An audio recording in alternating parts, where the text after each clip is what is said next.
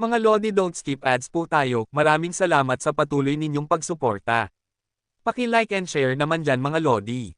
At sa mga gustong mag-donate sa ating GCash or regular na load, mag-comment lang po tayo. Para patuloy tayong makapag-upload ng mga bagong kabanata. Marami pong salamat. Subaybayan natin ang kwento ng isang kabataang nangarap para sa kanyang mga mahal sa buhay. Mula sa pinakamahina tungo sa pinakamalakas. Alamin natin ang kwento ng kanyang buhay. Kabanata 2671 hanggang Kabanata 2680. Kabanata 2671. Inaasahan niyang matatalo si Hansen sa kahit isa sa kanyang mga laban, pero kung hindi siya sasali sa paligsahan, mas lalo lamang siyang kamumuhian ng mga very high. Natapos na ang oras ng pahinga. Pagpasok ng 11 silkworm sa lambak, hindi na nagsalita si Exquisite kay Hansen. Pinayagan niya itong pumasok sa gitna ng lugar ng labanan. Pag-apak ni Hansen sa lambak, agad itong tinatakan ng isang higanteng harang. Ang Baisema ang pipigil sa pagkasira ng paligid dahil sa lakas ng mga naglalaban, ngunit hindi nito mapipigilan ang teleportation o ang paglabas ng katawan ng mga kalahok. Kapag ang isang silkworm ay nailabas sa loob ng harang, automatiko itong talo. Nang magsimula ang mga laban ng silkworm, kakaunti lamang sa mga very high ang dumalo para manood. Tanging ang mga master ng 12 silkworm ang naroon ng personal. Walang interes ang mga very high na gumagamit ng very high sense sa ganitong paligsahan, at may sarili namang paraan ng panunood ang iba. Kaya wala silang dahilan para personal na pumunta sa lambak. Tanging ang mga master ng silkworm ang kailangang masaksihan ng malapitan ang laban upang makakuha ng karanasan at kaalaman mula sa mga ito. Nagsisimula na rin, sa wakas. Kapag nakaharap ng ibang 11 silkworm si Hansen, ibubuhos nila ang lahat ng kanilang lakas laban sa kanya, sabay tawa ni Li Zucheng habang pinapanood ang live stream ng paghahanda. Siyempre, ginawa natin si Hansen, na isa lamang ikasyam na antas na hari, bilang isang malakas na katunggali na pumapangalawa lamang kay Shale. Hindi matutuwa ang mga half-deified na silkworm dito. Kahit pa mababait tayo, tiyak na magiging palaban sila, hindi ba? Singkit ang matang sabi ni Lai Yuzin. Baka sumuko si Hansen bago pa niya makalaban si Shale, sang-ayon ni Li Zucheng habang tumango. Pagpasok ni Hansen sa lambak, hindi siya nagmadaling makahanap ng ibang silkworm. Lumipad muna siya sa paligid ng isang bundok. Kasing laki ng planeta ang lambak, pero para sa mga half-deified o deified, hindi ganoon kalaki iyon. Hindi mahirap matagpuan ng mga silkworm ang isa't isa. Bigla, naramdaman ni Hansen ang isang nakakakilabot na bug zone ng kapangyarihan sa unahan. May naglalaban na roon. Ang kapangyarihang ito, si Yu Shangsen ba ito? Agad na kinilala ni Hansen ang enerhiya. Dahil pamilyar ito, agad siyang lumipad patungo sa lugar ng laban. Hindi kalayuan ang labanan, kaya mabilis na nakarating si Hansen sa gilid ng kanilang battlefield. Doon ay nakita niya sina Yu Shangsen at isang half-deified ng Extreme King na nakatayo sa bundok. Nagkaharap silang dalawa na tila mga estatwa, walang galaw. Tanging ang kanilang kapangyarihan ang kumikilos, yumanig sa mga bundok sa paligid. Nakilala ni Hansen ang kalaban ni Yu Shangsen. Ayon sa impormasyong nakuha niya, si Gro ang half-deified mula sa Extreme King. Hindi siya kaangka ni King Bai, ngunit napakalakas ng kanyang King Body, hindi pa huhuli sa alinmang anak ng hari. Mayroon siyang 9 armor talent, at batikan na sa pakikipaglaban. Higit pa rito, isang dalubhasang espadachim. Tahimik na nakatayo si Gro habang hawak ang kanyang bakal na malaking espada. Umaapaw ang kanyang katawan sa nakamamatay na sword mind. Bago pa man kumilos ang kanyang espada, ang lakas ng kanyang isipan ay lumusab na kay Yu Shangsen, itinaboy pa ang mga ulap sa himpapawid. Nakunat ang noo ni Hansen. Hindi pa huhuli ang sword mind ni Gro sa kanya. Tiyak na naabot na nito ang antas ng deified. Kahit kalahating deified lang siya, napaka-asenso ng kanyang sword mind. Walang duda na isa siyang makapangyarihang half-deified. Kaya pala pinili siya ng mga very high bilang silkworm. Samantala, ang presensya ni Yu Shangsen ay mahirap hulaan. Minsan parang nag-aapoy, minsan naman parang dumadaloy na tubig. Kaya't mahirap tukuyin ang tunay niyang lakas. Napakapalad ko. Mapapanood ko ang laban na ito at malalaman ko kung ano talaga ang extreme evil path, bulong ni Hansen habang nanatili siyang malayo upang hindi madamay. Yu Shangsen, narinig kong tinatawag kang pinakamalakas na hindi deified sa buong universo. Ako si Gro, at gusto kong makita kung ano ang espesyal sa iyong extreme evil path, malamig na sabi ni Gro. Hindi gusto ni Gru si Yu Shangxen dahil ang Extreme King ay isa sa tatlong pinakamalakas na lahi sa universo, ngunit wala silang half-deified na kasing lakas ni Yu Shangxen mula sa Sky Palace. Ngayon, binigyan siya ng Silkworm Bouts ng pagkakataong patayin ito. Masyado silang mabait para sabihing ganoon. Hindi totoo iyon. Kung ikukumpara sa dakilang Extreme King, wala akong dapat ipagmalaki, malamig ng ngiti ni Yu Shangxen. Labanan na lang natin at tingnan natin, tugon ni Gru. Lumakas lalo ang kanyang sword mind habang itinaas niya ang kanyang espada. Mula rito, kumalat ang isang nakakasilaw na sword light patungo kay Yu Shangxen. Hindi pinapayagan ang paggamit ng mga kayamanang treasure sa laban, kaya't ang bakal na espada ay malinaw na isang Jin weapon. Habang pinuputol nito ang hangin, pati si Hansen ay namangha sa lakas nito. Ang galing ng espada ni Gru ay halos kapantay ng sa kanya.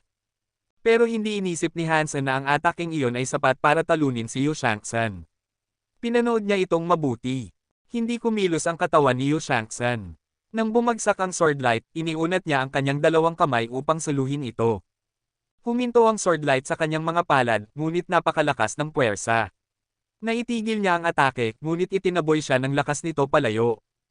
Pang! Naitapon si Yu Shangxen palabas ng harang ng lambak. Talo siya sa laban ng Silkworm. Kaunti lang ang mga patakaran sa laban, ngunit isa ang pinakamahalaga, kung sino ang unang lumabas sa lambak, siya ang magiging huling pwesto. Dahil si Yu Shangxen ang unang natapon palabas, siya ang magiging ika-12. Naguluhan si Hansen. Ano ang nangyari kay Yu Shangxen? Malakas si Gru, pero hindi ganyang kalayo ang agwat nila. Siguradong sinadya niya iyon. Hindi ako makapaniwala. Kahit hindi siya mag-number 1, malaki pa rin ang gantimpala kung mapasama siya sa top 5. Bakit niya isinuko ang lahat? Ni si Gru ay hindi rin makapaniwala. Hindi niya inakalang ganoon kaina si Yu Shangxen. Pero wala na si Yu Shangxen sa laban, kaya tumingin si Gru kay Hansen. Kung si Yu Shangxen ay duwag para lumaban ng seryoso, ikaw na lang ang lalaban sa akin. Isa ka rin mula sa Sky Palace, kaya't magandang masubukan ang tapang ng lahi ninyo, malamig na sabi ni Gru. Hindi inasahan ni Hansen na magiging kalaban agad siya. Pero hindi siya tumakas. Habang nananatili pa rin siya sa loob ng lambak, kinuha niya ang 2 baril ni Spell at humarap kay Gru. Kabanata 2672. Nang makita nilang naghahanda si Hansen na umatake, biglang natauhan ang mga very high na nanunood ng laban. Kahit marami sa kanila ang halos sigurado na matatalo si Hansen sa Silkworm Bout, may kaunting pag-asa pa rin silang manalo siya. Tahimik silang nanalangin na baka, kahit wala ang kanyang mga kayamanan, mayroon pa ring natitirang kapangyarihang kinilala na sa kanya. Masasabi kong nasa gitna lang ng antas ang lakas ni Gru kumpara sa 12 Silkworm. Maaari siyang magsilbing batong pantasa para sa iba, at magandang pagsubok din siya para makita natin ang lakas ni Hansen. Masiglang sinabi ni Lai Yuzin habang nakatitig sa video.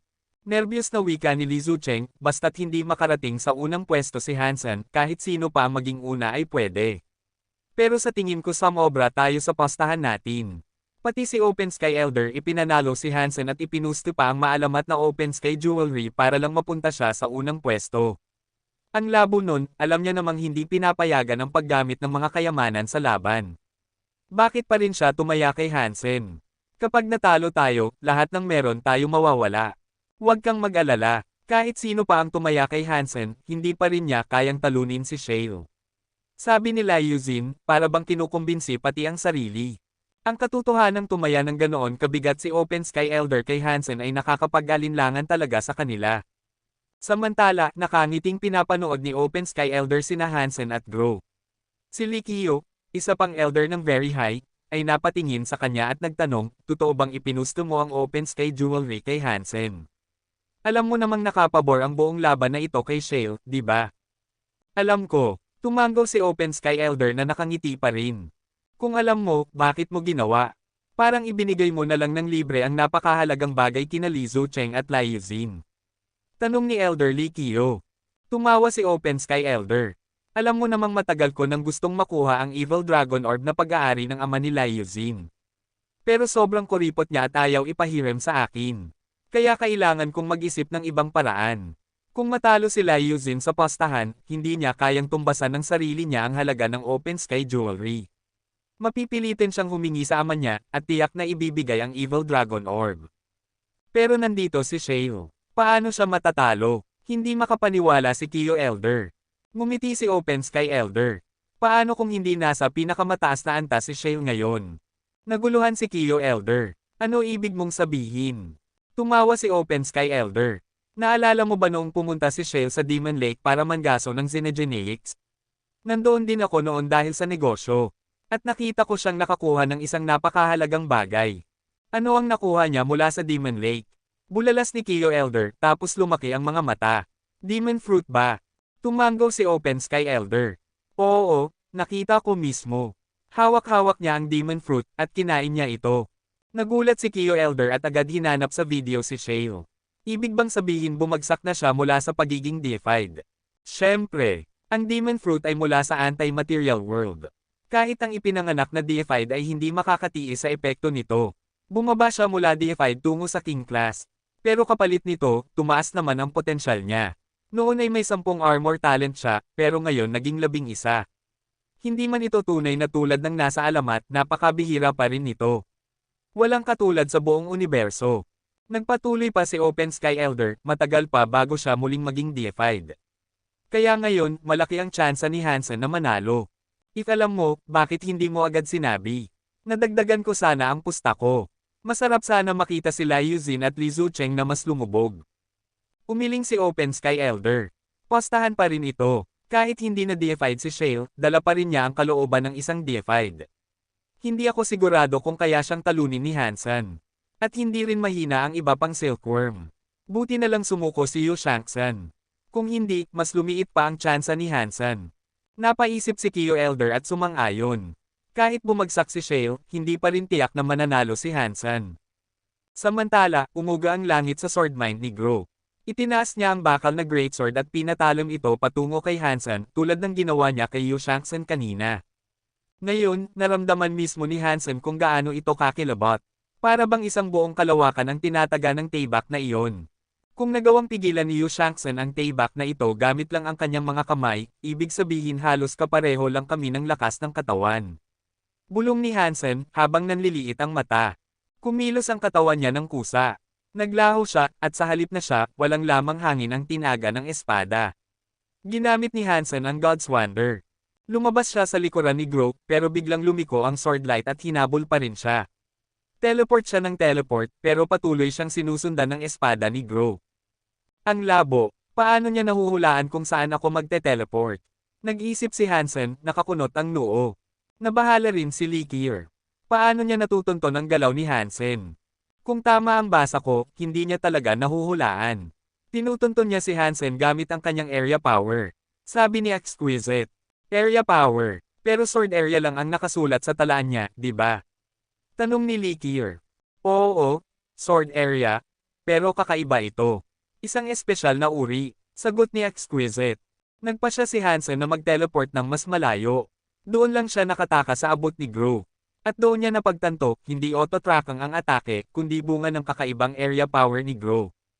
You have a very powerful area. What is it called? Tanong ni Hansen. Sword Heart area. Ang espada ko ay laging tatama sa puso. Sa ilalim ng puwersa ng arang ito, dama ko ang bawat galaw mo. Sa area ko, walang makakatakas sa espada ng aking puso. Kahit ang mga di nakikita o nagtatago, malinaw sa akin. Malamig na sagot ni Gro. Kabanata 2673. Kumaibot ang mga daliri ni Hansen, at ang kambal na baril ni Spell ay umatungal ng malupit, mabilis na nagpapakawala ng mga bala. Ang bakal na dambuhalang espada sa mga kamay ni Gro ay kumikislap na parang hangin, pinuputol sa kalahati ang bawat bala. Wala ni isang bala ang nakatakas mula sa kamanghamanghang liwanag ng espada. Isang mabigat na bakal na espada ang umikot sa paligid ni Gro na parang kidlat na purong liwanag. Magaling ang iyong kasanayan sa espada, papuri ni Hansen sa kanyang kalaban. Mas mababa ang kasanayan ni Gro kumpara kay Lone Bambo, ngunit pinahalagahan ni Hansen na ang mga teknikong ito ay napakatatag. Bawat galaw ay mahigpit na sinanay at maaaring gamitin sa solidong tindig. Pinapalabas niya ang pinakamataas na potensyal ng kanyang kakayahan. Ganito ang dapat laging pagsasanay sa kasanayan ng espada. Isang paraan upang talunin ang mas malakas kahit ikaw ay mahina, o harapin ang kalaban na may kalamangan. Ito ang estratehiyang dapat laging gamitin ng mahihinang tao. Ang pagiging matatag at paggamit ng totoong lakas upang durugin ang kaaway, hindi bibigyan ng pagkakataon ang kalaban na lumaban pabalik, iyon ang tunay na paggamit ng espada. Hindi ito magagaling na kasanayan sa espada, sabi ni Gro. Nagsimula akong magsanay gamit ang espada noong ako'y 5 taong gulang. Nang umabot ako ng 30, hindi pa rin mahusay ang aking kakayahan. Lagi akong iniisip ng mga tao na ako'y hanggal at hindi angkop para sa espada. Pero mayroon akong katawan ng hari ng espada. Sayang naman kung hindi ko gagamitin ang espada. Kaya nagpatuloy ako sa pagsasanay. Ngayon ay 46 na taon na ang lumipas, at hindi pa rin magaling ang aking espada. Ang alam ko lang, mas mahusay ako kaysa sa aking mga ninuno. Pero hindi pa rin ako tunay na magaling. Kung ginagamit mo ang iyong natutunan, maniwala ka sa akin, magaling ka na. Hindi lahat ay kayang magpakita ng ganitong antas, sagot ni Hansen. Alam niyang mas mahirap gawing perpekto ang paggamit ng kasalukuyang kasanayan sa espada kaysa lumikha ng bago. Minsan ang bagong teknik ay nalilikha sa sandali ng inspirasyon, ngunit ang paggamit ng kasanayan sa perpektong paraan, anumang kapaligiran, ay nangangailangan ng hindi mabilang na oras ng pagsasanay at sakripisyo. Habang nag-uusap sila, hindi tumigil ang kanilang mga kamay. Ang mga kislap ng espada at putok ng baril ay umalangaw-ngaw. Paulit-ulit silang nagsalpukan, bumabagsak ang mga bala ni Hansen, at hindi rin matamaan si Hansen ng mga liwanag ng espada ni Gro. Hindi ako makapaniwala na ganito kagaling si Gro. Kahanga-hanga ang kanyang kasanayan. Kahit sa hanay ng very high, isa ito sa pinakamahuhusay, tawa ni Li Zucheng. Si Gro ay huling namulaklak, sagot ni Lai Yuzin, tumango.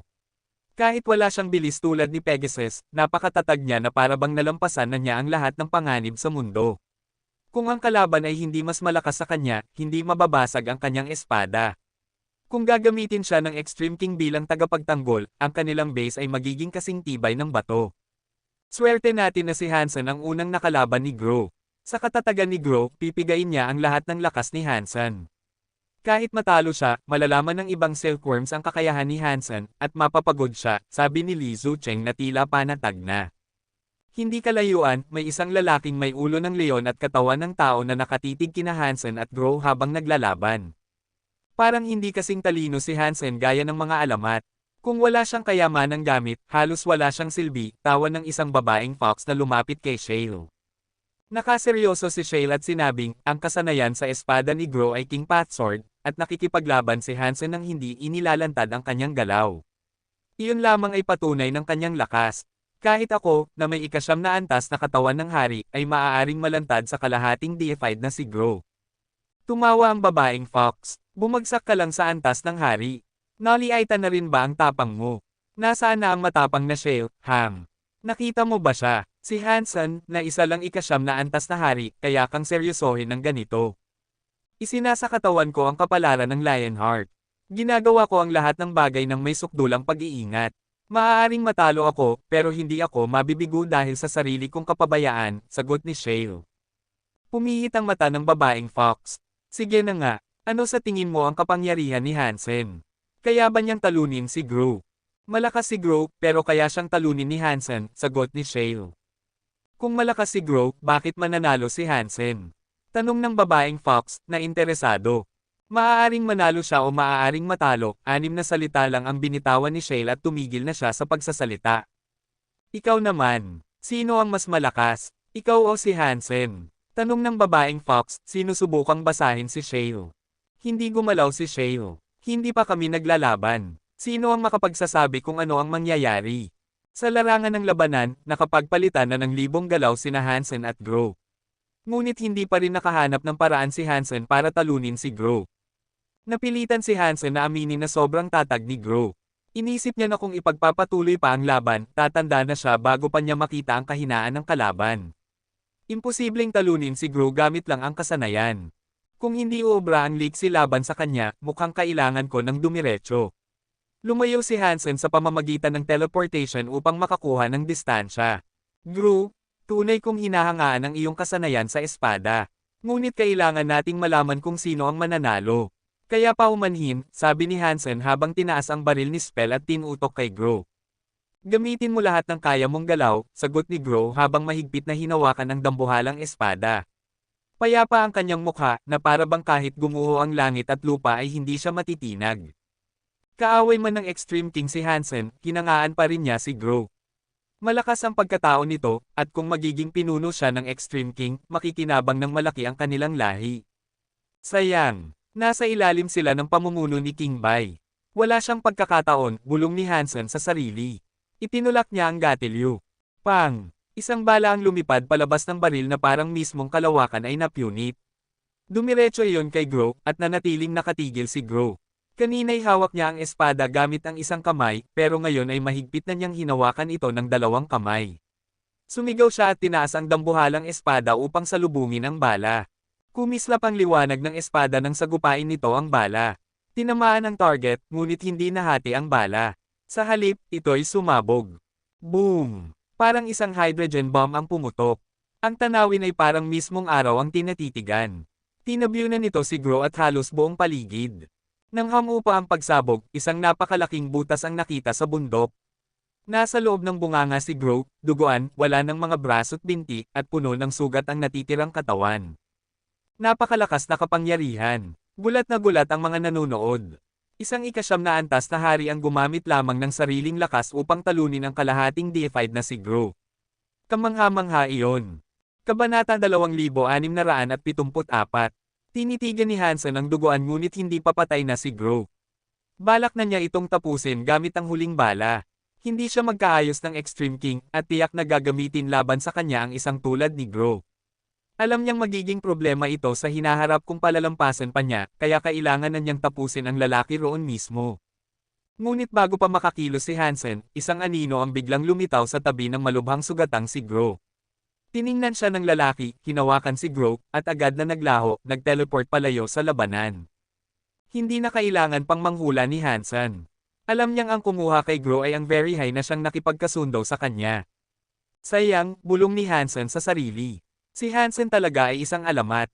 Isang bala lang, kaya na niyang pinsalin si Grow ng ganyan. Sa totoo lang, nakakahiya para sa atin iyon, sabi ng isang papalapit na figure.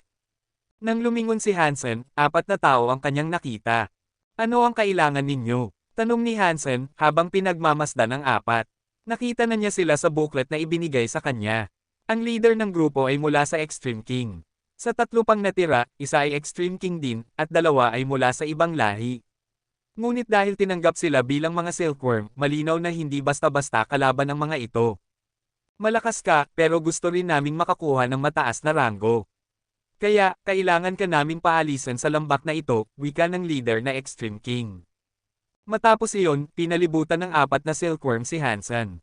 Bagaman hindi sinasabing kailangang magsanib puwersa ang mga silkworm, hindi rin ito ipinagbabawal. Wala ring patakaran na dapat laging isa laban sa isa ang mga laban. Kung ganoon sana, hindi na sila pinagsama-sama sa iisang lambak. Ang layunin ng Very High ay hindi lang karanasan sa laban, kundi para rin masuri kung ano ang nagiging epekto sa isipan habang nakikipaglaban ng matindi para malaman kung alin ang makabuluhan at alin ang hindi. Lalabas ka ba ng marangal o kailangan ka naming pauwiin na nasa kabaong? Pang-aasar ng isang lalaking mantes.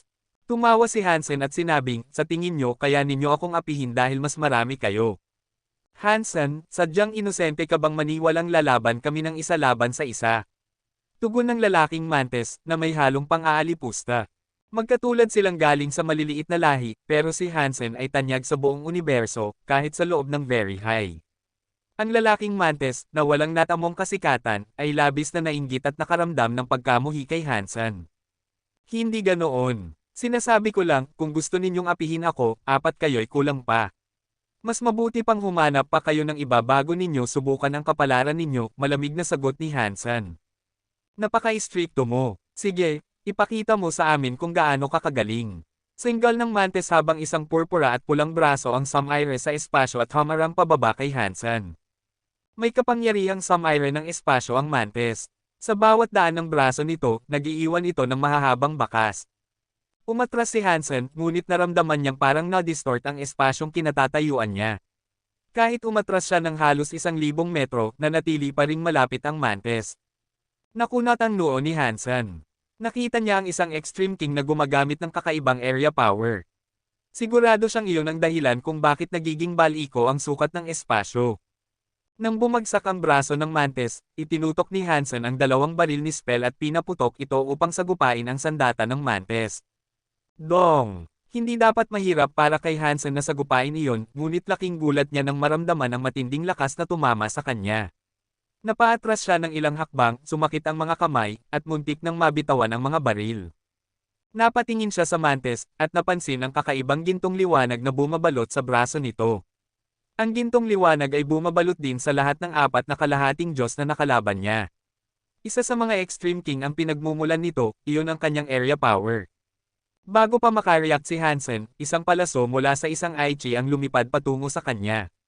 Ang mga Aichi ay ipinanganak na mga mamamana, kaya't nakakatakot ang kanilang galing sa pana. Ngayon, isa laban sa apat, labis ang disbentahe ni Hansen. Ginamit ng apat ang kani-kanilang espesyal na kapangyarihan ng sabay-sabay. Ang Mantis ay may bihirang kapangyarihang pumuputol ng espasyo gamit ang halos hindi masisirang braso. Isang Extreme King ang may kakayahang manipulahin ang espasyo, at ang isa pa'y nagpapalakas ng katawan ng kanilang grupo. Samantala, ang IG ay patuloy na nanliligalig mula sa malayo gamit ang kanyang palaso. Dahil dito, ang espasyo ay minsang yumiikli at humahaba, kaya hindi maaasahan ni Hansen ang layo ng kanyang mga galaw. Ang mga ataking kaya sanang iwasan ay bigla na lang tumatama, at ang mga layo ng kanyang mga atake ay bigla na lang humahaba, kaya hindi niya maabot ang mga kalaban. Malakas si Hansen, pero malalakas din ang iba pang Silkworm. Isa laban sa apat, kahit ako na very high, hindi ko kaya iyon. Isa lang si Hansen, malamig na wika ni Lai Yuzin. Ngunit sina Likir at Exquisite ay hindi nag-alala. Nararamdaman nila ang puso ni Hansen. Bagaman parang api siya, dama nilang kalmado ito na tila isang tahimik na balon, punong-puno ng tiwala sa sarili. Hindi pa nila alam kung saan nanggagaling ang kumpiyansa ni Hansen, pero batid nilang hindi ganoon kabigat ang kanyang sitwasyon tulad ng nakikita. Isang palaso ang dumaan sa mukha ni Hansen, habang isang liwanag ng espada ang humiwas sa kanyang baywang. Ang braso ng Mantis at ang baril ni Spell ay muling nagsalpukan, at napaatras si Hansen ng ilang daang metro. Sa bawat segundo ng laban, nasa bingit siya ng kamatayan. Ngunit habang tumatagal ang laban, unti-unting lumuwag ang pagkakakulong kay Hansen. Ang mga restriction ng apat ay nagiging mahina, hanggang sa hindi na nila ito makontrol. Sa huli, nakipaglaban na si Hansen sa apat ng sabay-sabay, malaya siyang nakakaatake at nakakapagtanggol ayon sa nais niya. Ang talento sa laban ng taong ito ay nakakatakot, wika ng babaeng fox na nanunood. Nabigla siya. Ang apat na Silkworm ay kasing lakas niya, ngunit nagawang lumaban ni Hansen sa kanilang apat ng sabay-sabay, at siya'y isa lamang 9th tier king. Kabanata 2675. Hindi pa iyon ang lahat ng kanyang kapangyarihan. Ang pisikal na lakas niya ay isang bahagi lamang ng kanyang kakayahan. Hindi siya basta halimaw na ibinubuhos ang buong puwersa sa laban na ito, sabi ni Shale. Sa tingin mo ba kaya mo pa rin siyang talunin? Tanong ng babaeng fox habang nakatingin kay Shale ng may interes.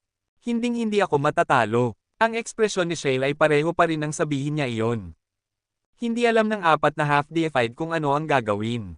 Lahat sila ay sabay-sabay na nakikipaglaban kay Hansen, ngunit hindi nila ito matalo. Sa halip, siya pa ang unti-unting nakalalamang. Sila ang pinakamahuhusay sa lahat ng half-deified, at lahat ay nagtataglay ng pambihirang lakas. Karaniwan, kaya nilang sumabay sa kahit sinong half-deified sa universo.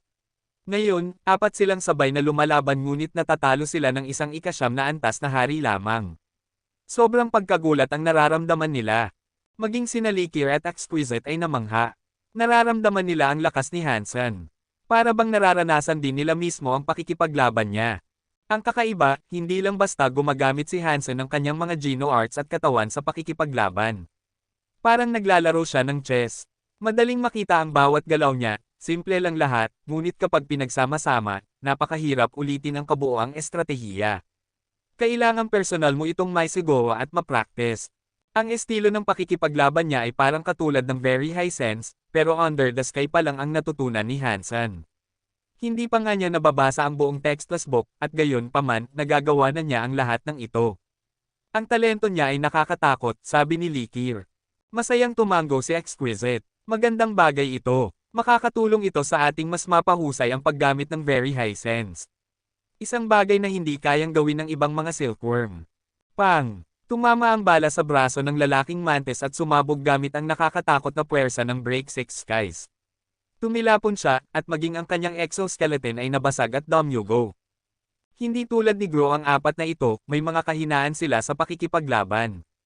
Natagpuan ni Hansen ang pagkakataon upang makalayo. Mabilis siyang bumaril gamit ang kanyang spell pistols nang walang tigil. Kanina, masyadong malapit ang distansya para magamit niya ang Break Six Skies. Natatakot siyang madamay ang sarili, kaya mas mahihinang Geno Arts ang gamit niya sa mga bala. Pero ngayon na may layo na siya, hindi na niya kailangan pang mag-alala. Habang nagpaputok si Hansen, nagsitakbuhan ang apat palayo, takot na tamaan ng kanyang bala. Hindi sila naglakas loob lumapit. Ngunit hindi na niya sila hinabol. Sa halip, pinagdikit niya ang dalawang baril at ginawa itong isang sniper rifle. Itinaas ni Hansen ang baril at tinutok sa Mantis Man. Pang! Lumipad ang bala, at naramdaman ng Mantis Man ang nakakatakot na enerhiya. Alam niyang hindi iyon kayang pigilan ng kanyang mga braso. Dati, nagawa lang niyang tanggihan ang bala ni Hansen dahil sa tulong ng area power ng Extreme King. Pero ngayong tumakbo na ang kanyang mga kasama, wala na siyang suporta. Biglang lumitaw ang mga pakpak sa kanyang likod at lumipad siya ng 1 kilometro palayo. Akala niya nakatakas na siya, pero biglang lumiko ang bala at sinundan siya, mas bumibilis pa habang papalapit. Namutla ang Mantis Man. Gumawa siya ng kung ano-anong liko at iwas, pero sinusundan pa rin siya ng bala na parang isang heat-seeking missile. Napilitan siyang magkubli sa likod ng bundok. Pero tumagos ang bala sa bundok at agad lumitaw sa harap niya. Nag-crossarm siya at ginamit ang lahat ng lakas sa depensa. Pang! Tumagos ang bala sa kanyang mga braso at diretsyong sumabog sa ulo niya. Pumutok ang ulo ng Mantis Man at bumagsak ang katawan niya sa lupa. Napatulala ang lahat ng nanonood. Ang Mantis Man ay isa sa pinakamalakas na half-deified, ngunit napatay siya ni Hansen sa isang bala lamang kahit pa todo ang pagsisikap niyang makatakas. Anong klaseng Geno armament iyon? Bakit napakalakas? Napakunot noo si Li Zucheng. Hindi mahalaga gaano siya kalakas. Hindi pa rin siya tunay na deified, malamig na sabi ni Lai Yuzin, bagaman halatang may halong takot. Tumawa si Open Sky Elder. Pero halos malapit na siyang maging deified. Kung ganito ang ipinapakita niya, malaki ang tsansang kaya niyang talunin si Shale, lalo na ngayong bumaba na ito sa antas ng hari. Habang gulat na gulat ang lahat, nagsitakbo ang tatlong natitirang half-deified palayo, takot na maging sunod na target ni Hansen. Ang hindi nila alam, ubos na ang lakas ni Hansen. Hindi na niya kayang magpaputok ng isa pang bala tulad noon. Ginamit niya lang iyon para subukan ang kapangyarihan ng Heart Connection, ngunit kinain nito halos lahat ng enerhiya niya. Mutant Xenogeneic King Hunted, Break Space Mantis. Mutant Xenogeneic Gene Found. Obtained Mutant Break Space Mantis Beast Soul. Napangiti si Hansen. Kung ganito nakalakas ang Heart Connection kahit baguhan pa lang ako, paano pa kaya kapag sanay na ako? Ang problema lang, ubos lahat ng lakas ko pagkatapos. Kailangan ko ng mahabang pahinga bago magamit ulit. Habang nakatingin siya, biglang may lumitaw. Shale. Bulalas ni Nalikir at Exquisite. Alam nilang pagod na si Hansen at wala nang lakas lumaban. Pero nandoon mismo si Shale. Napatawa si Hansen. Gustong-gusto mo ba talagang lumaban sa akin? Tumingin si Shale at nagtanong, gaano katagal bago bumalik ang lakas mo? Mga 10 oras, sagot ni Hansen. Magaling. Bibigyan kita ng 10 oras na ligtas na pahinga. Kung may lumapit, ako ang tatapos sa kanila. Umupo si Shale malapit sa kanya, seryoso ang mukha. Kabanata 2676. Ginamit ni Hansen ang Heart Connection dahil alam niyang may paraan siya para makabawi agad sa loob ng maikling panahon kung kinakailangan. Hindi siya kailangang maghintay ng matagal bago ulit makipaglaban. Gayunman, kung si Shale mismo ay handang maghintay sa kanya, hindi na kailangan ni Hansen na gamitin ang kanyang pinabilis na paraan ng paggaling. Hanggang sa mga sandaling iyon, hindi pa namamalaya ng 3 kalahating Diyos, half-deifieds, na nakatakas na ubos na ang lakas ni Hansen. Nagsisi sila kung gaano kabila silang tumakas. Dapat sana ay inatake nila agad muli si Hansen. Umiling na lang sa pagkadismaya ang mga Very High Masters ng 3 kalahating Diyos na iyon. Pinipili ng Very High ang isang silkworm batay sa 3 bagay, talento, lakas, at personalidad. Ngunit mahirap hatulan ng buo ang personalidad. Lumalabas lang ang tunay na pagkatao sa oras ng buhay at kamatayan. Kung sa laban ay ipinakita ng Silkworm ang kahinaan ng kanyang karakter, maaaring itakwil siya ng kanyang Very High Master. Ito ang tunay na layunin ng labanan. Kahit natalo si Gro, natuwa pa rin ang kanyang Very High Master dahil sa ipinakitang tibay ng kanyang kalooban. Hindi siya itatapon. Ngunit ang Mantis Man at ang tatlo pa, malamang ay pababayaan na. Siyempre, iyon lang ang nakikita sa kasalukuyan. Kung magsusumikap pa sila at magpapatunay ng kanilang tibay, may maliit na tsansa silang muling mahalin ng kanilang mga amo. Tanging ang napatay na Mantis Man ang wala ng pagkakataon. Dahil nakaupo si Shale malapit, walang ibang silkworm ang lumapit kay Hansen. Ipinagpatuloy niya ang pagbasa ng The Story of Jinns para makabawi ng lakas. Wala siyang ibang ginawa. Lumapit ang babaeng fox kay Shale at sinulyapan si Hansen na nakapokus sa kanyang Geno Arts. Shale, bakit wala kang ginagawa? Pumunta ako sa outer sky para magsanay, hindi para pumatay, malamig na sagot ni Shale. Nakalimutan mo na ba na hindi ka na-deified? Sa ipinakita niyang lakas, kung hahayaan mong makabawi siya, baka hindi ka manalo. Handang-handa ka bang isugal ang Apollo set? Tanong ng babae. Hindi sumagot si Shale, kaya nagpatuloy ang babae. Kung ayaw mong gawin, ako na lang. Pagkatapos ay lumapit ang babae kay Hansen. May kakaibang liwanag na lumabas sa kanyang mga daliri. Sinabi kong poprotektahan ko siya sa loob ng 10 oras. Kung lalapit ka, ituturing kitang kaaway, malamig na saad ni Shale. Pagsisisihan mo yan. Ang universo ay umuunlad dahil ang malakas ay kumakain ng mahina. Survival of the fittest. Kung patuloy kang ganyan, hindi ka sapat na malakas para akayin ang buong lahi mo, sagot ng babae. Siguro nga, hindi na pinansin ni Shale ang pakikipagtalo. Natawa na lang ang babae. Shale, Shale, Shale. Kumain ka ng demon fruit at bumagsak mula sa pagiging deified. Baka hindi mo matalo si Hansen, pero ang yabang mo ay nandoon pa rin. Sa unibersong ito, iilan lang ang kayang maging kasing proud mo. Ang kanyang mga salita ay pwedeng insulto o papuri, pero malinaw na sinadya niyang iparinig ito sa lahat ng nanunood. Maraming very high ang hindi nakakaalam na kumain si Shale ng demon fruit. Nabigla silang lahat. Shale kumain ng demon fruit. Halos samuka sa galit sina Liu Xin at Li Zucheng. Dati, bilang deified, si Shale ang itinuturing na pinakamalakas sa silkworm bouts. Ngunit kung bumagsak siya, maaaring hindi na siya manalo. Hindi na nakapagtataka kung bakit handa si Open Sky Elder na ipusta ang kanyang Open Sky Jewelry. Malamang alam niya na kumain si Shale ng demon fruit, galit na sigaw ni Li Zucheng. Isa kang hanggal. Naging kalahating Diyos ka na lang, pero nagyayabang ka pa rin. Patayin mo na si Hansen habang mahina pa siya. Si Liu Xin ay namutla sa inis, pero kasabay nito ay natuwa sina Exquisite at Likir. Dahil hindi na-deified si Shale, mas mataas ang tsansa ni Hansen na manalo. Ang mga manunood ay nagulat sa pagbagsak ni Shale, ngunit para sa ibang silkworm sa lambak, nagbigay ito ng bagong pag-asa. Sa paanan ng lambak, isang very high na lalaki ang napangiti. Si Shale kumain ng demon fruit at naging kalahating Diyos. Akala ko wala ng pag-asa sa unang pwesto. Pero ngayon, meron na.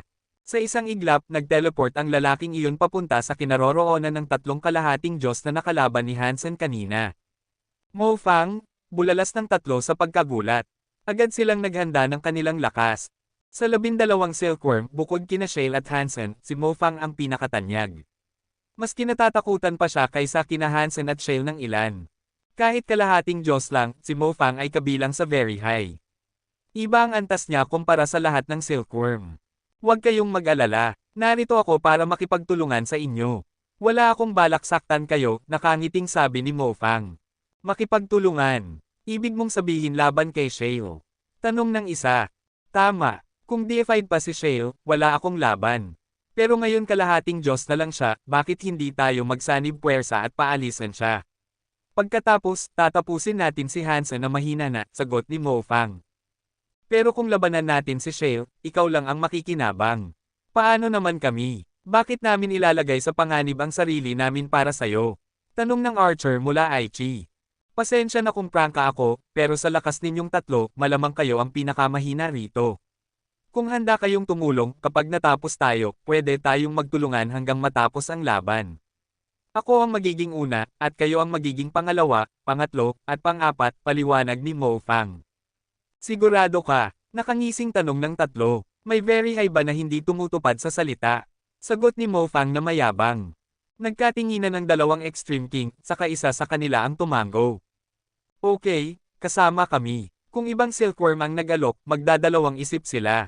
Pero dahil si Mo Fang mismo ang nag-anyaya, at nasa lupa sila ng very high, alam nilang iyon ang pinakaligtas na hakbang. Kabanata 2677. Butterfly, kakampi ka ba namin, o kakampi ka ni Shale? Tanong ni Mo Fang habang nakatingin sa Foxwoman. Isa lang akong mahina at walang laban na babae. Hindi ko kayang tulungan ng alinman sa inyo, sagot ni Butterfly habang umatras. Wala siyang balak sumuporta sa kahit alinman sa dalawang panig. Alam ni Mo Fang na ang babae ay higit pa kaysa sa ipinapakita niya. Sinadya nitong ibunyag na si Shale ay hindi na deified.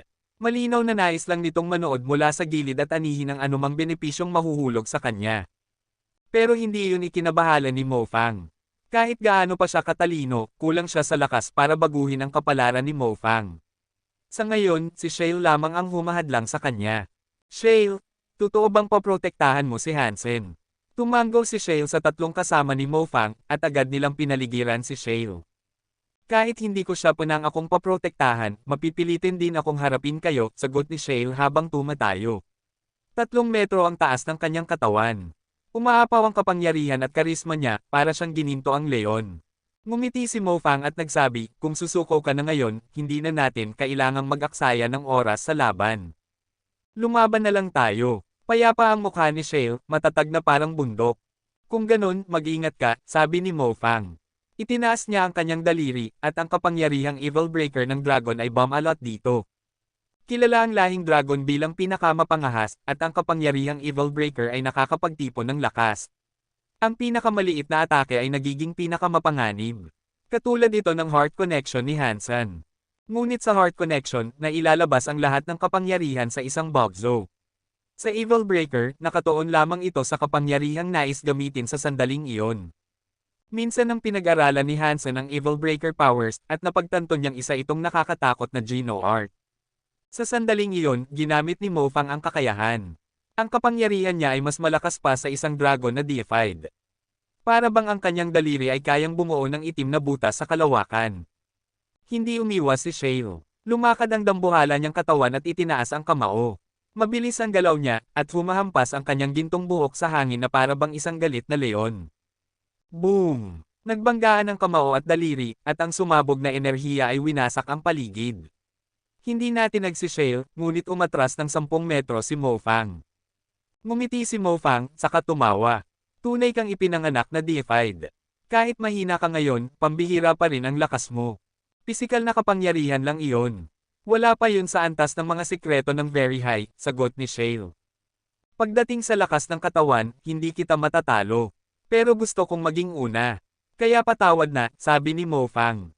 Kasabay noon, umatake ang dalawang Extreme King at ang mandirigmang Aichi. Ngayon, nasa parehong sitwasyon si Shale tulad ng dinanas ni Hansen kanina. Ngunit mas mapanganib ang laban niya. Ang kaibahan, si Mo Fang ang kalaban, hindi ang Mantis Man. Malayo ang agwat ng kanilang lakas. Mas malakas si Mo Fang. At dahil kasama siya, mas maayos ang pagtutulungan ng grupo. Halos hindi na mabasag ang kanilang pormasayon. Sanay si Mo Fang sa mga teknik ng puso. Kaya niyang kontrolin ang ibang silkworms na para bang mga laruan. Kaya niyang gawing perpekto ang koordinasyon ng 4.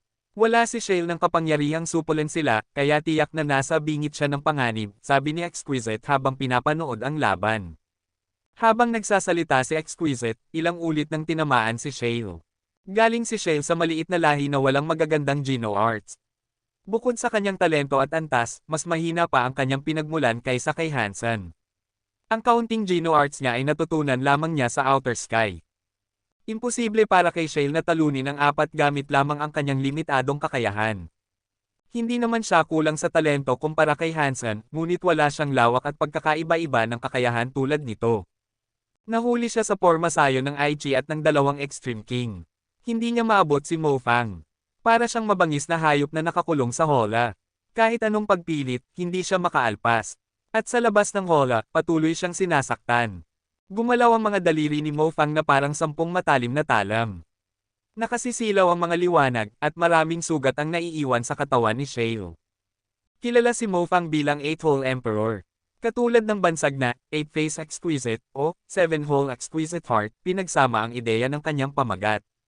Dahil kaya niyang gamitin ang kanyang empatiya upang impluwensyahan ang iba, naging kilala siya bilang 8-Hole Emperor. Hindi lang 3 half-deified ang kaya niyang kontrolin, kundi pati hukbo na binubuo ng 10,000. Para kay Mo Fang, madali lang iyon. Napakatibay ng katawan mo. Mas malakas ka kaysa karaniwang very high. Bihira ang may 10 armor talents. Hindi na nakapagtataka kung bakit tanyag ka, wika ni Mo Fang. Ilang ulit na niyang ginamit ang atake, ngunit balat lamang ang nagagasgas kay Shale. Napilitan siyang purihin ang kalaban. Halos pumutok ang mga ugat ni Lai Yuzin at Li Zucheng.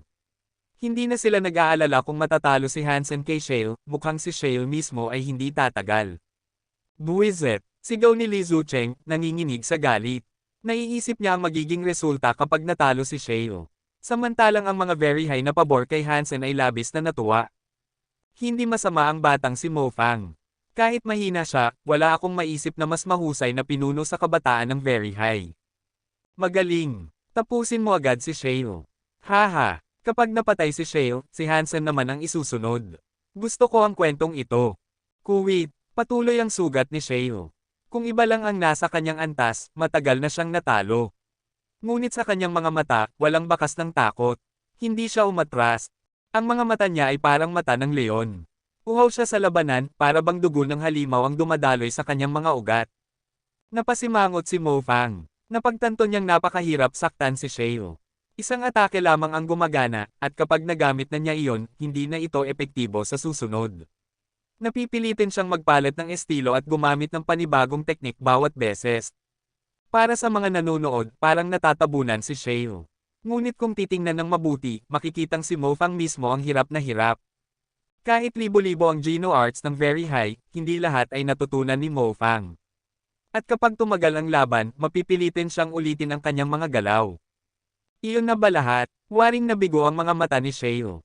Kabanata 2678. Si Hansen, Dollar, at ngayon si Shale, lahat sila'y mababanggas. Ngunit, hindi sila kabilang sa mga mataas na lahi. Sa katunayan, halos hindi man lang kapansin-pansin ang kanilang pinagmulan. Gayunman, taglay nila ang nakamamanghang kapangyarihan na kahit ang mga very high ay hindi pa kailanman nasaksihan. Marami sa mga very high ang nagkakapareho ng iniisip habang pinapanood ang laban. Ang mga ordinaryong very high, iyong hindi nag-practice ng very high sense, ay karaniwang antas lamang. Wala silang lakas na higit pa kina Hansen o Shale. Ang mga very high na nag-practice ng very high sense ay tiyak na may pambihirang kakayahan, pero hindi sapat ang simpleng pagsasanay upang maabot ang kapangyarihang ipinapakita ngayon. Kapag naging deified ang kanilang mga silkworm, doon lamang sila nakakakuha ng karanasan na nagpapalakas ng kanilang isipan at kapangyarihan, isang proseso na lubhang nagpapabilis sa kanilang pag-unlad. Ganito ang kaso ni na Exquisite at Likir. Sa ngayon, hindi pa sila kasing lakas ni Hansen. Hindi nila siya kayang talunin sa laban, si Exquisite nga ay nabigo na kahit mas mataas siya ng isang antas kaysa kay Hansen. Ngunit habang tumatagal, matututuhan nila ang lahat mula kay Hansen kapag siya'y naging deified, at iyon ang magtutulak sa kanila pasulong. Kahit hindi pa sila deified sa kanilang sariling katawan, ang kanilang isipan ay magiging kasing tibay ng kay Hansen sa deified na antas. Nang mapagtanto ni Mo Fang na hindi niya kayang supulan si Shale, isang kakaibang liwanag ang sumilay sa kanyang mga mata. Itinoon niya ang lahat ng konsentrasyon sa kanyang kalaban, at biglang bumukas ang kanyang ikatlong mata. Naging isang Tai Chi Yin Yang ay ito na kumikislap sa kristal na linaw. Pagbukas ng mata, nagiba ang buong presensya ni Mo Fang. Hindi siya naging malamaki na tulad ni Exquisite, ngunit nagtaglay siya ng kapangyarihang nakakapanginig ng sinumang lalaban sa kanya. Kasabay ng pagbukas ng kanyang ikatlong mata, ang tatlong half-deified na sumusunod sa kanyang mental na utos ay biglang nanghina. Nawala ng pokus ang kanilang mga mata. Para silang naging mga putay na ganap na minamaniobra ni Mo Fang, mga bahagi lamang ng kanyang katawan na sumasayaw ayon sa kanyang kagustuhan. Nakadama ng pagkasuklam ang tatlong half-deified. Pinili silang maging silkworms, ngunit nauwi sila sa ganitong kahihiyan. Malaki ang posibilidad na papalitan sila ng kanilang mga amo. Pagbukas ng very high ay ni Mo Fang, tuluyang bumaligtad ang takbo ng laban. Nakabawi na sana si Shale, ngunit ngayon ay muli siyang nadidiin. Hindi na ito isang grupo ni na Mo Fang at ng tatlong half-deified. Ito'y naging apat na Mo Fang. Ang tatlong iyon ay ginagamit pa rin ang kanilang sariling kapangyarihan, ngunit ang kanilang katawan ay ganap na kontrolado ng isip ni Mo Fang. Sa ilalim ng matinding pressure, muling nagdingning ang mga mata ni Shale. Naging baliw ang laban. Ang apat na Mo Fang ay may iba't ibang kapangyarihan, at ginamit niya ang mga ito upang makabuo ng walang katapusang kombinasyon ng mga atake.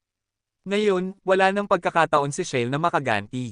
Kahit hindi pa tuluyang natatalo si Shale, wala siyang nakikitang paraan upang epektibong makontra ang kanilang pag-atake. Habang tumatagal, dumarami muli ang kanyang mga sugat. Samantala, ang babaeng fox ay tahimik na lumapit kay Hansen na nooy nasa gitna pa ng kanyang paggaling. Hansen, sa wakas, nasa mga kuko nakita. Ipinatong niya ang kanyang mga kamay sa likod ni Hansen. Bagaman abala pa si Hansen sa kanyang pag-eensayo, alam niya ang lahat ng nangyayari sa paligid. Ramdam niya ang bawat kilos ng babaeng fox.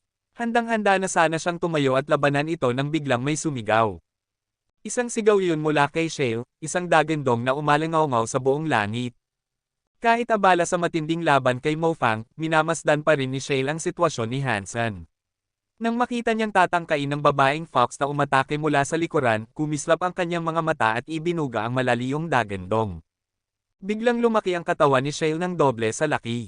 Yumigting ang kanyang mga kalamnan, at lumitaw ang isang pulang ball ang liwanag na parang apoy sa labas ng kanyang katawan.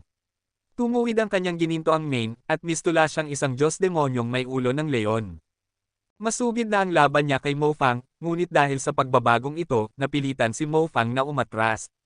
Nawala ang ritmo ng kanyang mga atake, at mabilis na tumakbo si Shale patungo kay Hansen upang suntukin ang babaeng fox. Nagulat ang babaeng fox. Nag-teleport siya palayo, naglaho na parang ulap upang makaiwas sa suntok ni Shale. Shale, bakit ka laban sa akin para sa isang kaaway natin? Nakakunot noon niyang tanong. Sabi ko, paprotektahan ko siya sa loob ng 10 oras. Sino mang humipo sa kanya ay magiging kaaway ko. Nakatayo si Shale sa tabi ni Hansen, malamig na parang isang Diyos-demonyo. Nakatitig si Mo Fang kay Shale na tila hindi makapaniwala. Iba na ang aura at kapangyarihan nito ngayon. Sa kabila ng kanyang mahigpit na laban kanina, malinaw na hindi pa niya ginagamit ang lahat ng kanyang lakas. Mo Fang, paano kung sabay nating harapin siya? Mungkahi ng babaeng fox. Alam niyang hindi niya kayang talunin si Shale ng mag-isa. Sige. Hindi handang sumuko si Mo Fang, kailangan niyang gamitin ang bawat pagkakataon. Nagningning ang katawan ng babaeng fox sa pulang liwanag at naging isang kumpletong pulang baluting metal. Tanging ang kanyang buntot ang naiwan sa labas. Biglang nahati ito sa siyam at ang mga buntot na iyon ay gumalaw sa ere. Isang kulay rosas na ulap ang bumalot sa paligid at biglang nabitag ang katawan ni Shale sa isang halos di makitang kadena. Agad na inutusan ni Mo Fang ang 4 niyang kontroladong katawan upang sabay-sabay na umatake kay Shale. Ngunit galit na si Shale. Nagsiklab ang apoy sa kanyang mga mata, at ang kanyang katawan ay tila isang bulkan na pumutok.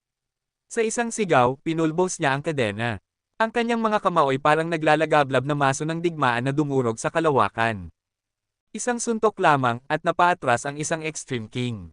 Nabali ang buto ng kanyang braso at tuluyang nataman sa dibdib na nagpabagsak sa kanya na parang bulalakaw. Sunod-sunod na suntok, pang, pang, pang, pang, at lahat ng kalaban ay nagliparan na parang mga basag na laruan. Walang nakapagbigay ng matinong depensa. Ang mga suntok ni Shale ay tila simple, ngunit sa totoo ay napakakomplikado.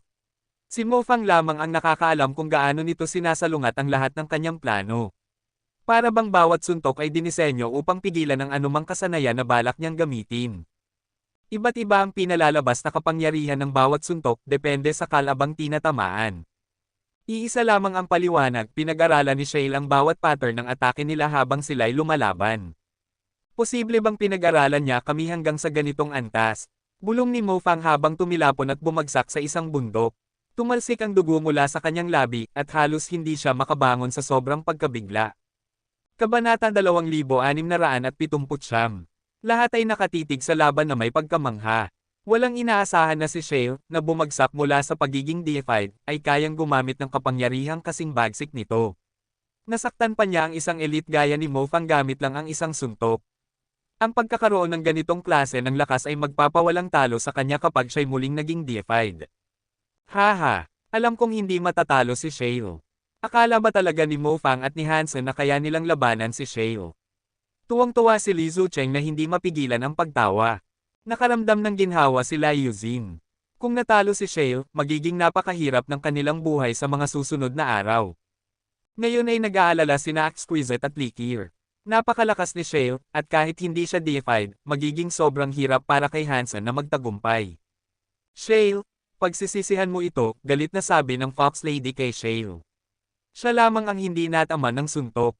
Tinitigan pa niya si Hansen saglit bago siya umalis. Walang ipinakitang emosyon si Shale. Bumalik siya sa kanyang kinauupuan at ang katawan niya'y bumalik sa normal na laki. Nang makita ni Hansen na napal-ayos na ni Shale ang lahat ng nasa paligid, muli siyang nakaramdam ng kaligtasan. Nagpatuloy siya sa pag-recover, at pagkatapos ng laban na iyon, wala nang nangahas na istorbohin pa sila. Mabilis na lumipas ang 10 oras. Nang makabalik na si Hansen sa rurok ng kanyang lakas, tumayo siya at tumingin kay Shale. Ang lalaking leon ng anyo ay kalmadong nakaupo pa rin sa parehong lugar, nakapikit na parang nasa kapayapaan. Tila naramdaman nito ang tingin ni Hansen, kaya binuksan ni Shale ang kanyang mga mata at nagtanong, nakapagpahinga ka ba ng maayos? Ganap na akong nakarecover, tugon ni Hansen. Kung ganun, magsimula na tayo. Sa pagtutok ni Shale ng buong atensyon kay Hansen, muling lumitaw ang pulang ball ang liwanag sa paligid ng kanyang katawan. Agad siyang lumaki, nagbalik sa anyo ng isang leon-headed na Diyos Demonyo. Mutant class na isinilang bilang deified xenogeneic. Hindi na nakapagtataka na mayroon siyang 10 armor talent, bulong ni Hansen habang sinusuri ang kapangyarihan ni Shale. Kahit bumagsak siya sa half-deified, mahirap pa rin siyang kalabanan. Kahit nakapikit, maingat pa rin si Hansen na pinag-aralan ang laban ni Shale kanina. Alam niyang hindi mas mahina ang katawan nito kumpara sa kanya. At mahusay din ang kanyang kakayahan sa pakikipaglaban. Kahit maiksi lang ang labanan, naanalisa ni Shale ng detalyado ang mga galaw ng kanyang mga kalaban. Ang ganitong talento ay isang malaking hamon para kay Hansen. Hindi nagsalita si Hansen. Sa halip, tinaas niya ang kanyang mga kamay na parang dalawang kutsilyo. Ginamit niya ang under the sky at teeth knife. Hindi umatras si Shale. Sumugod siya, sabay bigwas ng kamao. Nagbanggaan ang kanilang mga kamao at palad sa ere. Ang alon ng puwersa mula sa mga tama ay sumabog sa lambak na parang paputok. Ang laban nila ay parang walang katapusan. Magkapantay ang lakas ng kanilang katawan. Mahirap sabihin kung sino ang mananaig. Ang lakas ng pisikal na katawan nila ay nakakatakot pero tingin ko may lamang si Hansen. Isang 9th-tier king lang siya. Kapag naging half-deified siya, siguradong malalampasan niya si Shale. Paano nagkaroon ng ganitong katibay na katawan ang isang crystallizer? Nakakakilabot. Sobrang makapangyarihan ba talaga ang mga Geno Arts na pinag-aralan niya? Bulong ng Open Sky Elder. Sa tingin ko ganoon nga. Kahit tayo ng mga very high ay hindi kayang tugunan ang fitness requirement ng kanyang Geno Art. Lalo na para sa ibang nilalang ng sansinukob. Malamang tsamba lang ang pagkakakuha niya nito, sagot ni Kyo Elder na may mapait na ngiti. Ang masasabi ko lang, maswerte ang batang ito, natatawang sabi ng Open Sky Elder. Pang! Nagbanggaan muli ang kamao at palad. Malalakas na alon ng enerhiya ang tumulak kina Shale at Hansen palayo sa isa't isa. Nang muling makabawi si Hansen, ginamit niya ang kanyang mga kamay para maghiwa sa hangin. Lumitaw ang napakaraming knife silk sa paligid, punong-puno ang espasyo. Isinugod ni Hansen ang knife silks kay Shale. Dahil mula ito sa lahat ng direksyon, wala nang pagkakataong makaiwas si Shale. Kumislap ang mga mata ni Shale at bigla siyang sumuntok sa lupa. Bumagsak ang lupa at pati mga bundok sa paligid ay gumuho. Ang mga bato'y nag-alsa upang suluhin ang knife silks. Nagbanggaan ang mga bato at knife silks. Marami sa knife silks ang nawasak, at kaunti na lang ang nakalusot. Pinagpaglang ito ni Shale gamit ang kanyang kamay. Matagal na mula nang nakatagpo ako ng kalaban na nahuhulaan ang susunod kong galaw, napabuntong hininga si Hansen. Iyan din ang sasabihin ko. Hindi mo ako binaygo, sagot ni Shale na puno ng apoy ang mga mata. Pero binaygo mo ako. Inakala kong madali kong makukuha ang unang pwesto, pero ngayon parang imposible, sabi ni Hansen habang napalunok at dinilaan ang kanyang labi, isang nakasanayan tuwing kinakaharap niya ang bagay na hindi niya tiyak. Minsan, nakakadismaya ang buhay, sagot ni Shale bago muling sumuntok. Simple lang ang kanyang mga suntok. Pero hindi ito tulad ng mga komplikadong teknik na pinasimple lamang. Gumamit siya ng payak na teknik ng suntok, isang bagay na makikita sa kahit anong maliit na lahi. Ngunit dinala ni Shale ang simpleng suntok na iyon sa antas na hindi kayang tapatan ni Hansen. Iba-ibang knife skills at punching techniques ang isinunod ni Hansen, lahat ay mataas na antas na Geno Art. Ang ilan ay mula sa Rebate, at ang iba ay mula sa Sky Palace. Bawat estilo ay natatangi. Sa bawat bagong teknik na ginamit niya, panandali ang nagkakaroon siya ng kalamangan. Pero agad itong nababawi ni Shale. At si Shale, iisang suntok lang ang gamit mula simula hanggang huli. Hindi siya nagbago ng teknik hanggat hindi niya natututunan ang galaw ni Hansen. Kapag nakabisado na niya, saka lang niya binabago ng kaunti upang kontrahin ito. Putik na ito. Hindi lang siya isinilang na deified, isinilang din siyang battle master. Sobrang sensitibo niya sa pakikipaglaban. 2 beses ko lang gamitin ang isang skill, alam na niya kung paano kontrahin. Sino ba talaga ang hiyep na ito? Hindi pa nakakita si Hansen ng ganitong klaseng nakakatakot na talento. Iba si Shale kay Lone Bambo. Si Lone Bambo ay hinasa ng matinding karanasan, kaya kaya niyang umangkop at kontrolin ang kanyang estilo. Natututo siya ng Geno Arts ng iba, at bawat teknik niya ay pinakamataas na klase. Si Shale naman, hindi nag-abala na matuto ng iba. Pinalakas lang niya ang sarili at binangga lahat ng harang gamit ang puwersa. Isang kasanayan na kayang wasakin ang libo-libong kasanayan. Hindi lang lakas ang dahilan, kundi ang paraan kung paano niya nilalapat ang kasanayan para kontrahin ang lahat ng atake. Malakas ang isipan ni Shale, at iyon ang pinagmumula ng kanyang kakayahan. May malakas na katawan, kahangahangang tibay, at matalas na isipan. Nakakabaliw itong kalaban na ito. Napakaraming Geno Arts ang sinubukan ni Hansen, ngunit hindi niya matalo si Shale. Ngunit iba si Hansen kaysa kay Mofang. Kapag inulit ni Mofang ang isang Geno Art, agad na nakikita ni Shale ang kahinaan. Pero kahit ilang beses gamitin ni Hansen ang parehong skill, hindi niya ma-exploit ang mga ito. Lubos na ikinagulat ito ni Shale. Nakikita niya ang mga mali sa paggamit ni Hansen, pero sa tuwing uulitin nito ang parehong galaw, hindi niya magamit ang mga kahinaang iyon. Paulit-ulit siyang nagbaka sakaling tamaan ang kahinaan ni Hansen, pero palaging bigo. Wala pa siyang naranasan na ganitong sitwasyon. Kabanata 2680. Matagal nang hindi naranasan ni Hansen ang ganitong klase ng laban. Sa mga huli niyang pakikipaglaban, madalas ay talo siya agad o kaya naman ay dinudurog niya kaagad ang kalaban. Hindi pa siya muling nakaranas ng laban na ganito kabigat simula nang nakipagdulo siya kay Lone Bambo. Ang laban na ito ay sumisipsip ng napakalaking enerhiya mula sa kanyang katawan. Pinipilit din itong gumana ng husto ang kanyang isipan. Kapag nagkamali siya kahit isang beses, agad siyang masasamantala ng kalaban at matatalo. Hindi siya pwedeng magkamali kahit isang hakbang. Habang pinapanood ng mga very high ang kanilang labanan, halatang magkahalo ang emosyon sa kanilang mga mukha. Pareho silang nasa king class, ngunit ang kanilang isipan ay may antas na parang mga deified. Napakadetalyado ng laban kaya't nahihirapan ang mga nanunood na intindihin ang bawat galaw. Hindi ito basta laban lang. Ang bawat atake at kontra ay may kasamang diskarte at lalim ng pag-iisip. Sa unang tingin, parang simpleng santukan lang ng kamao laban sa kutsilyo, ngunit kapag pinag-isipan ng mabuti, napakaraming kahulugan ang bawat kilos. Sila Yuzin at Li Zucheng ay nanginginig ang katawan. Mahirap hulaan kung sino ang mananalo o matatalo. Parang ang tagumpay o pagkatalo ay nakasabit lang sa isang hibla ng buhok.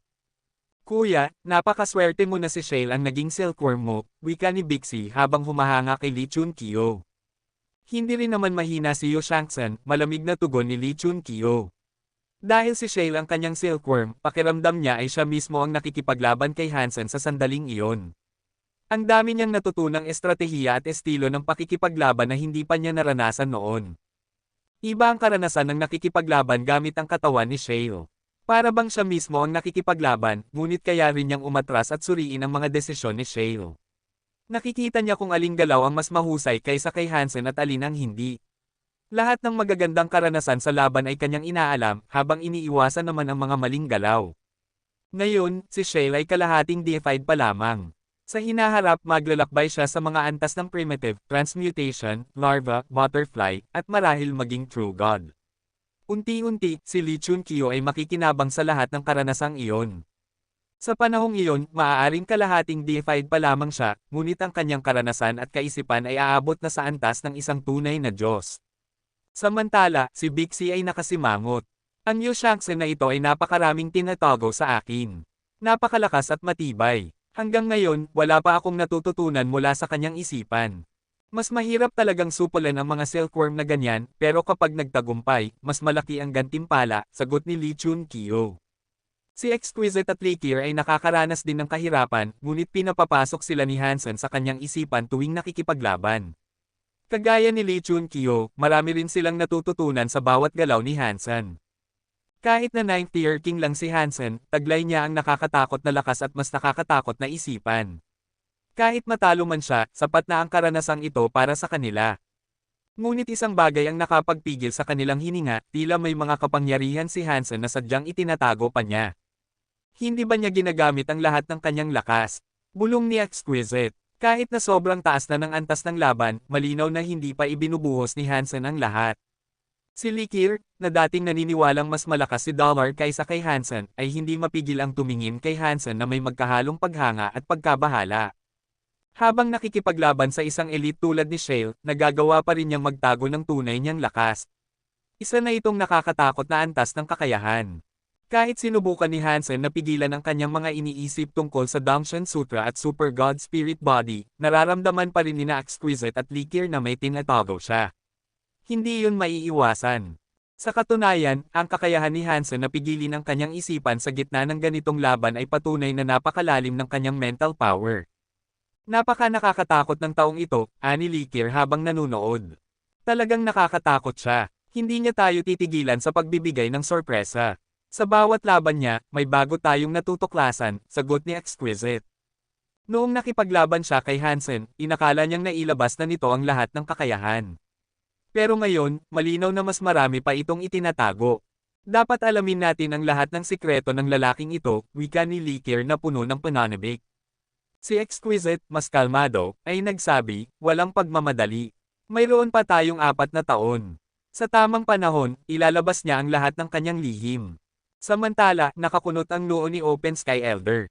Kahit pinakamaliit na galaw ay pwedeng magtakda ng kahihinatnan ng laban na ito. Pareho silang may tsansang manalo. Pero tandaan, 9th tier king lang si Hansen. Kung pareho silang nasa parehong antas, 70% ang tsansa niyang manalo. Umiling si Kiyo Elder. Hindi ganun kasimple. Oo, kalahating deified si Shale, pero ang kanyang kalooban ay deified na. Ngunit si Hansen, kahit 9th tier king lang, ay nakakapanabayan sa kanya. Ibig sabihin, mas kahanga-hanga ang talento at potensyal ni Hansen. Kung ganoon, totoo ba ang 11 armor talent test? Tanong ni Open Sky Elder na nag-aalangan. Mahirap sabihin. Kung hindi talento ang dahilan ng kanyang tagumpay, ano pa kaya ang meron sa kanya para makipagsabayan kay Shale?